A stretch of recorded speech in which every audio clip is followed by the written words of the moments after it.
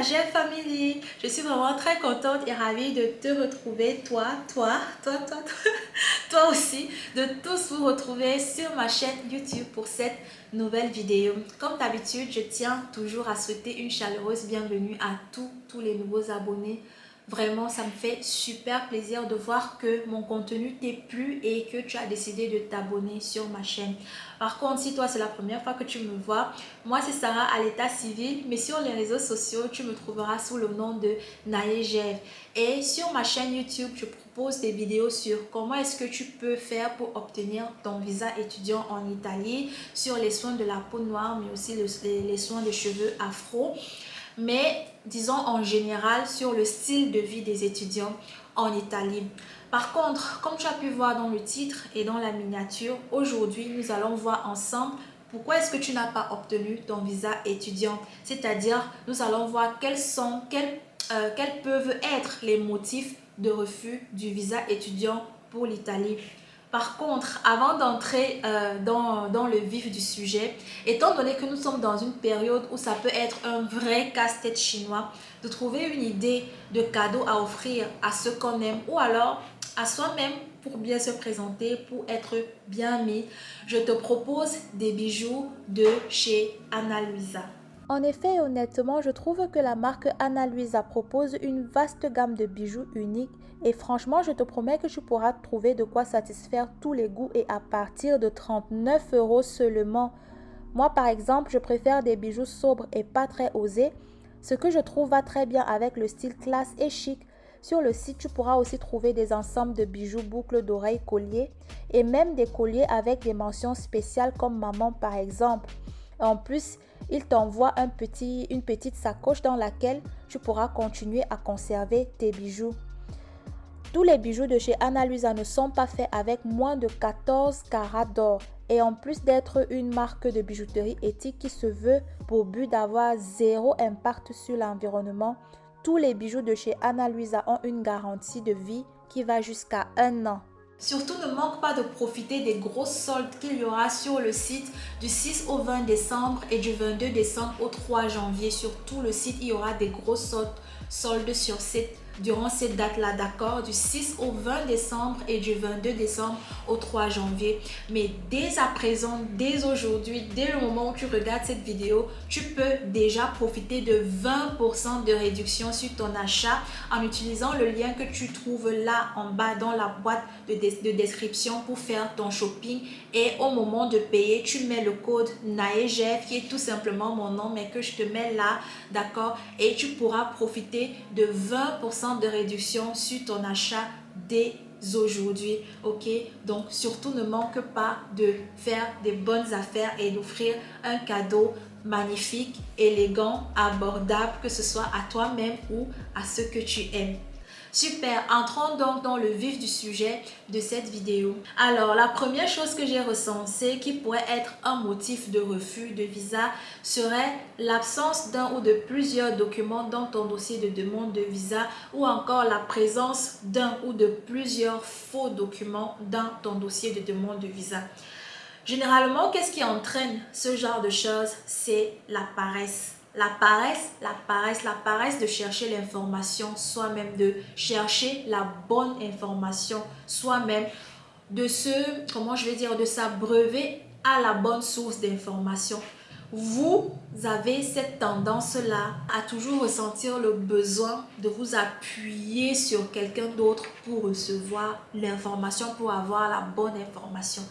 Je crois que j'ai dédié toute une vidéo sur où est-ce que tu pourrais trouver la bonne information en ce qui concerne tout ce qu'il te faudrait pour obtenir ton visa étudiant en Italie dans les normes et dans les meilleures conditions.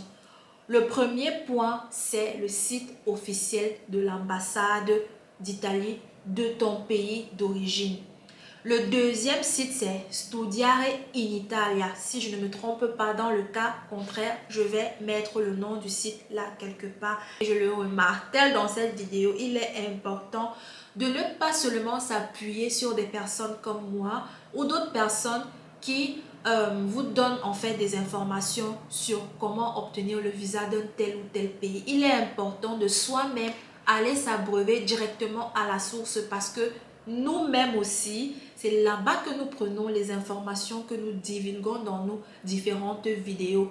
Très peu de ces gens, du moins à ma connaissance, travaillent, que ce soit dans des représentations diplomatiques de ces différents pays sur lesquels ils font ces vidéos. Ces personnes-là sont soit des étudiants, soit des gens qui ont étudié et qui ont suivi cette procédure-là pour arriver dans les pays où ils se trouvent. Donc, ce ne sont pas, comment je vais dire, des personnes légales ou alors des personnes qu'on a mandatées pour représenter, etc. Nous ne sommes pas ce genre de personnes. Nous-mêmes, nous prenons les informations sur ces sites-là pour venir les donner et à l'occurrence, nous nous basons sur nos expériences. En tout cas, comme moi, par exemple. À part ça, je me base aussi sur mon expérience personnelle et des gens que je connais pour vous donner des conseils en plus des informations, d'accord? Donc, c'est important vraiment d'aller s'abreuver à la source qui est habilitée, à la source directe en fait, pour obtenir la bonne, non seulement la bonne information, mais au bon moment en fait. Parce que comme nous allons nous rendre compte en fait dans le déroulé de cette vidéo, nous allons comprendre que les calendriers aussi sont très importants. Il ne suffit pas juste d'avoir la bonne information, le moment aussi compte. Ok, donc il y a ça, cette paresse là, et c'est ça qui emmène généralement aussi à vouloir prendre des raccourcis inutiles qui à la fin nous amèneront à des résultats comme celui-là de ne pas finalement obtenir un visa, de devoir faire un recours, de devoir faire une double dépense qu'on aurait pu éviter au départ en fait. D'accord, donc évitons les raccourcis de faire des faux documents, faux ceci. Surtout que maintenant, vraiment, les représentations diplomatiques, en fait, les ambassades et tout ça, ils sont super attentifs. Ils sont très minutieux dans l'analyse des dossiers de demande de visa, en fait. C'est-à-dire que c'est très difficile maintenant que le faux puisse passer, d'accord? Et quand bien même vous vous lancez dans le faux, vous pénalisez d'autres personnes en fait, parce que quand à la fin ils se rendront compte que vous avez été capable de faire tel ou tel document en faux et que c'est passé, ça pénalise tout le reste, dans le sens que même ceux qui n'auraient pas fait de faux, qui n'auraient même pas du tout l'intention de faire le faux en fait, on soupçonnera tout le reste en fait, on soupçonnera tous ceux qui viendront après vous. Donc vous pénalisez tout le reste en fait qui aurait bien aimé faire une demande de visa tranquillement et voyager dans X ou Y pays. Donc, il est vraiment préférable que ce soit pour toi-même et même pour les autres qui voudront aussi, comme toi, avoir l'opportunité de voyager, aller faire les études à l'étranger, d'éviter ce genre de maladresse en fait. Bien, par contre, une autre raison pour laquelle tu n'as probablement pas pu obtenir ton visa étudiant pour l'Italie serait très certainement parce que tu t'y es pris un peu trop tard ou simplement tard. L'idéal serait de s'y prendre même trop tôt parce que honnêtement, on ne s'y prend jamais trop tôt en ce qui concerne la préparation d'un voyage à l'extérieur, surtout pour un motif aussi important qui serait de poursuivre ses études. Il est important de s'y prendre vraiment tôt. Le plus tôt tu t'y prends, le mieux c'est et le plus de chances tu mets de ton côté pour être prêt au moment venu, c'est-à-dire le moment d'aller déposer ton dossier de demande de visa. Donc, c'est important de s'y prendre tôt. Pourquoi? Parce que déjà, ça te permet de faire les recherches appropriées en ce qui concerne le programme, c'est-à-dire le cursus académique que tu vas aller faire dans X, Y, Z pays, à l'occurrence en Italie. De chercher dans quelle université est-ce que ces programmes-là sont disponibles, dans quelle faculté.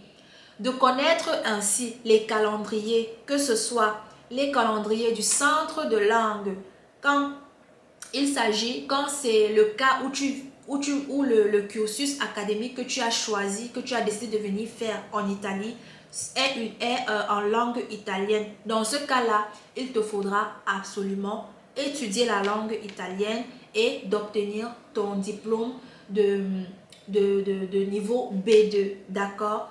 Dans ce cas-là, il faudra que tu connaisses les calendriers du centre de langue où tu vas aller faire tes cours de langue pour voir combien de temps est-ce que tu as pour faire des cours de langue, les dates des évaluations pour pouvoir mesurer ton niveau de langue et éventuellement obtenir ton diplôme niveau B2, d'accord, qui est un des documents nécessaires qu'il faut dans ton dossier de demande de visa. S'y prendre tôt te permettra aussi de connaître les calendriers des universités en général et en particulier de la faculté où se trouve le cursus académique que tu auras choisi de faire. C'est-à-dire, comme je l'ai déjà aussi expliqué, il y a des facultés à numéro fermé et des facultés ouvertes. Généralement, les facultés à numéro fermé, ces facultés-là font des tests en fait auxquels tu dois d'abord te soumettre, passer ces tests-là avant de pouvoir obtenir l'acceptation de l'université pour pouvoir maintenant faire la préinscription. Donc, ça te permettra de connaître les dates, quand est-ce qu'ils font les tests en fait pour les facultés à numéro fermé. Par contre, les facultés à numéro ouvert, eux aussi, ils font souvent des tests. Mais à la différence des facultés à numéro fermé, ce n'est pas vraiment, comment je vais dire, mandatory de passer en fait ces tests-là. C'est juste pour évaluer un peu ton niveau au moment où tu voudrais aller faire la préinscription. Donc, il y a dans les dates des tests en fait des différentes facultés. Ensuite, ça te permettra de connaître les dates quand est-ce qu'il est possible de commencer donc à faire les préinscriptions dans ces différentes universités-là. Et il faut savoir que les préinscriptions parfois ne dépendent pas uniquement de l'université en général, mais également des facultés. Donc, dans certaines universités, faire la préinscription à la faculté, par exemple, de médecine, n'est pas la même date que la préinscription à la faculté d'ingénierie ou la préinscription à la faculté de lettres et philosophie, par exemple. Tu vois, donc parfois les dates sont différentes en fonction de la faculté. Donc, c'est important, très important pour toi de savoir dans quelle faculté ton cursus académique se trouve. Parfois, par contre, la date de préinscription vaut pour toute l'université, mais il faut faire très attention à ce niveau-là. Ok? Ensuite, autre chose, ça te permettra aussi de monitorer, de savoir aussi les calendriers de l'ambassade parce que les demandes de visa ont une période précise selon chaque ambassade ou représentation diplomatique de ton pays d'origine. La période de demande de visa, par exemple, à l'ambassade d'Italie au Congo ne sera pas la même période de demande de visa à l'ambassade d'Italie au Togo. D'accord? Ça peut arriver comme ça ne peut ne pas arriver. Donc, il est préférable pour toi de monitorer cela sur le site de la représentation diplomatique de l'Italie, le site officiel de la représentation diplomatique de l'Italie, de ton pays d'origine. Ok? Voilà, entre autres, pourquoi il est très important pour toi de commencer très tôt. Donc, si tu as pour ambition, par exemple, de poursuivre tes études en Italie l'année prochaine, c'est-à-dire pour l'année académique 2023-2024, c'est maintenant qu'il faut commencer à s'y prendre pour être à jour par rapport aux différentes dates. De voir déjà plus ou moins la période où X, Y, Z se passe souvent, c'est-à-dire évaluation des facultés, test de langue, la période, les centres de langue où tu veux aller. Est-ce qu'il y a le programme, le cursus académique que j'aimerais faire dans telle ou telle université? Je voudrais aller dans quelle ville? Dans cette ville-là, l'université se trouve où? Est-ce qu'il y a ma faculté dans cette ville? Tout ce genre de choses. Est-ce que le cursus académique que je voudrais faire correspond aux études que j'ai fait jusqu'à présent? Ça aussi, c'est très important. Et ce genre d'informations, par contre, tu la trouves sur le site officiel de l'université que tu as choisi, là où tu voudrais aller en fait. Il faudrait prendre la peine, prendre le temps de lire en fait les règlements en fait de ces facultés-là. Parfois, c'est important que le cursus en fait coïncide. Et il faut savoir que les universités et les représentations diplomatiques travaillent en collaboration. L'université, à la fin de la journée, peut te donner, peut accepter que tu puisses t'inscrire à son établissement et tout, mais l'ambassade, en examinant ton dossier de demande de visa, peut se rendre compte que le programme, le cursus académique que tu as choisi ne correspond pas aux études que tu as fait jusqu'à présent et décide de ne pas t'accorder le visa étudiant en fait. Parce qu'à la fin de la journée, c'est l'ambassade qui décide de t'accorder le visa étudiant. Ce n'est pas l'université. Donc, c'est autant de choses auxquelles tu dois prêter attention. Et pour cela, il faut aussi prendre tôt. Comme ça, tu as le temps d'adapter, de changer s'il y a besoin. Ensuite, ceci m'amène donc à au dernier motif que j'ai pu recenser qui pourrait être un motif de refus de visa, c'est le fait justement de ne pas avoir respecté un préavis de l'ambassade, de venir apporter des modifications ou alors à amener un document qu'il manque ou que l'ambassade voudrait comme preuve. Ça peut être de n'importe quoi dans ton dossier de visa si tu ne respectes pas ce délai-là, parce que généralement, ils donnent un délai en fait pour pouvoir le faire. Si tu ne t'y es pas pris tôt, si tu n'as pas commencé à faire des recherches avant qu'il te faudrait telle ou telle chose, ce ne serait pas facile pour toi de respecter ce délai-là pour amener la preuve que l'ambassade te demanderait ou un document que l'ambassade te demandera. En fait, ça te prendra plus de temps et du coup, ça peut être un motif irrévocable de visa en fait, de ne pas ramener un document que l'ambassade t'a demandé en fait dans les délais que l'ambassade t'a accordé. Donc il faut vraiment tout faire, mettre toutes les chances de son côté pour être prêt le moment venu. Et ceci est la preuve de ce que une fois que tu as déposé ton dossier de demande de visa, il est important pour toi que de savoir que ce n'est pas fini tant qu'on ne t'a pas appelé que ok, mon ami, ma chérie, viens chercher ton visa étudiant pour l'Italie. Ça y est, tu pourras voyager, d'accord? Tant que tu n'as pas reçu cette notification-là ou je sais pas, cet appel-là de l'ambassade et tout, ce n'est pas encore terminé. L'ambassade peut te contacter parce qu'ils ont besoin de quelque chose en plus en ce qui concerne ton dossier de demande de visa. Donc, il faudra pour toi être toujours prêt. D'accord? C'est très important. Et vraiment, ce que je voudrais que tu retires de cette vidéo qui me tient vraiment à cœur, c'est de commencer le plus tôt que possible. On ne commence jamais assez tôt. Donc, par contre, ce sera tout pour cette vidéo, mais ne t'inquiète pas, dans les prochaines vidéos, nous allons essayer d'entrer un peu plus dans les détails en ce qui concerne les autres documents qui se sont ajoutés entre-temps, comment les faire, comment les obtenir en fonction du pays d'origine où tu te trouves en fait. Parce qu'il y a une chose que je voudrais mentionner ici, c'est que chaque pays a sa façon de fonctionner, d'accord? Et vous allez m'excuser, mais ce n'est pas évident de maîtriser exactement le fonctionnement administratif de chaque pays. Donc, je comprends vos questions, je comprends vos préoccupations, mais comprenez aussi que pour moi, ce n'est pas évident de savoir comment est-ce que l'administration fonctionne dans X, Y ou Z pays, d'accord? Donc, je ferai des efforts de savoir comment ça se passe et de venir vous faire des vidéos là-dessus pour vous donner ce que moi j'ai trouvé comme information et bien évidemment après de vraiment voilà, vérifier que c'est comme ça, même comme généralement il s'avère souvent que voilà, c'est comme ça. Jusque là j'ai pas encore eu de soucis. Donc bref, c'est un peu ça, ne vous inquiétez pas. Donc pour ces documents là, nous essayerons de les voir un peu plus en profondeur en fonction des pays sur lesquels j'aurais pu trouver des informations. Sur les autres, je ne pourrais pas faire la magie, mais peut-être on pourrait s'appuyer un peu sur le modèle et essayer de voir, et vous essayerez de voir selon le pays où vous trouvez l'équivalence en fait que ça pourrait représenter. Par exemple, en tant que, je sais pas, en tant que ministère ou bureau, où est-ce que vous pourrez aller demander X, Y ou Z documents. D'accord? Donc voilà, ça c'est un peu ça.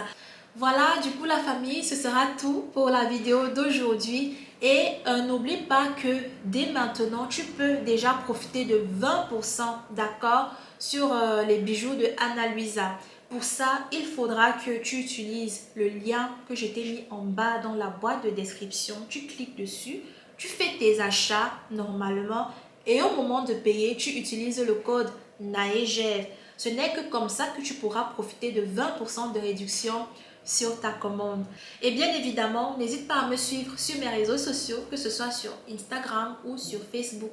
De toutes les façons, tu me trouves toujours sur le nom de Naëgev. Sur Facebook, tu tapes Naëgev, tu vas voir ma page. Et sur Instagram, tu tapes également Naëgev. De toute façon, mon Instagram s'affiche là quelque part sur la vidéo. D'accord? Donc, je vous attends nombreux également sur mes réseaux sociaux. Du coup, à la prochaine. À très bientôt si le temps le permet. Aujourd'hui, il a fait beau. Donc, j'ai pu enregistrer cette vidéo. En attendant ma prochaine vidéo, franchement, prenez soin de vous, faites attention à vous. Je vous fais des gros bisous et des gros coucous à tous ceux que vous aimez. Bye! Bye bye la famille, à très bientôt.